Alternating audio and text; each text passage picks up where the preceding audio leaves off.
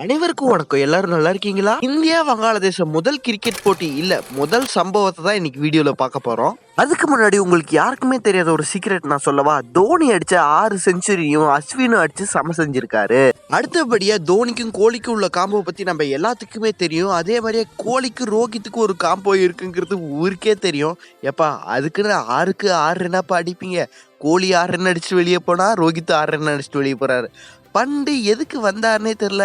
அவர் சுற்றுற சுற்றுக்கெலாம் 100 ரன் அடிப்பார்னு தான் நினச்சிட்டு இருந்தோம். ஆனால் சம்மந்தமே இல்லாமல் 38 ரன்லேயே அவுட் ஆகிட்டு வெளியே போயிட்டார். அந்த ஜெய்ஸ்வால் பையனுக்கு பயமே இல்லைப்பா அப்படிங்கிற மாதிரி சொல்கிறாங்க. அந்த பையன் பாட்டுக்கு வந்தால் அடித்து தெருக்கி விட்டு போய்கிட்டே இருந்தான். அடுத்தபடியாக தான் முக்கியமான சம்பவமே ஆரம்பிக்குது.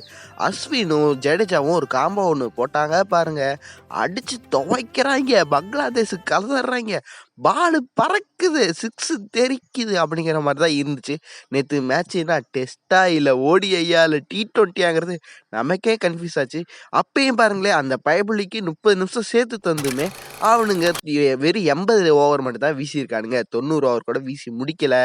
இன்னைக்கும் சம்பவம் தொடரும். அதுக்கு மறக்காம அப்டேட் தெரிஞ்சுக்கணும்னா நம்ம சேனல் லைக் போடுங்க. வாய்ஸ் ரொம்ப கஷ்டப்பட்டு பேசிட்டு இருக்கேன், உடம்பு சரியில்லைங்க.